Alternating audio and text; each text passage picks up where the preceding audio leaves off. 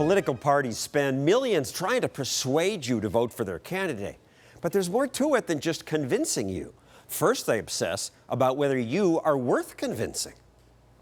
The whole art of politics, and presidential politics particularly, is to target those people who are with you at the beginning and leave them alone until you need to get them to vote. Target those who are going to be against you and don't stir them up, and focus everything you can on those who are persuadable. And that may just be 10% of the people?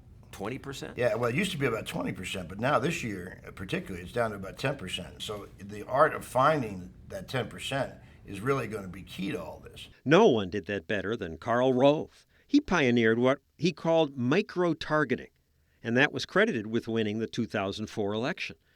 He compiled reams of information about people. If they own a gun, what magazines they read, no, what car they own. We had a micro-targeted voter file in which we had up to 225 pieces of household-level information about them. We knew what kind of car they had. Republicans today most often drive Ford Mustangs, Audis, Mercedes. Democrats are more likely to own a Honda Civic Hybrid, a Volvo, or a Nissan Leaf. They even watch different TV shows. Conservatives like Dancing with the Stars and Modern Family. You won't have to pay taxes for the rest of your life. Liberals are more likely to watch Law & Order or 30 Rock. Tonight, TGS will not be the worst thing on television. It'll be John Stossel. Who's with me? Yeah, not surprised that liberals watch that. What difference does that make? It tells you things like, if you want to reach an independent swing woman voter, buy the House and Garden channel. If you want to reach a Republican-leaning but less likely to vote independent swing man, go buy the Golf channel. Rove did research on blacks who might vote for Bush and found many are Christians who watch these TV preachers. Now, in the name of Jesus, I command this debt out of my life. So Rove placed advertisements there.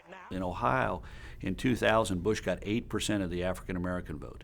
In 2004, he got 16% because we were able to identify a group of African-American voters who, though their history was overwhelmingly Democrat, we had clues that gave us a sense that they might be reachable. This year, consultants want to reach not just swing voters, but swing voters in these 10 states. And you take a map of the United States and you just cross out states. Just cross them out. Say, we can't win here. The rest of us, most of us, don't really count. We live in the wrong state. I live in New York. My state's electoral votes will go to Obama. No doubt. Doesn't matter what I do. Or if all New York swing voters shift their votes. If you live in Texas, same deal. Doesn't matter who you vote for. Texas will go to Romney.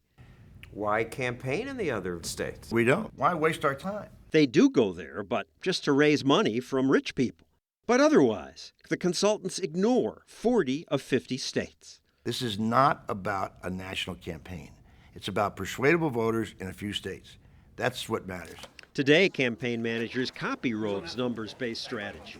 2 steps. First, identify your key voters, and then get them to vote. Your only priority today is getting people to vote. They call it GOTV.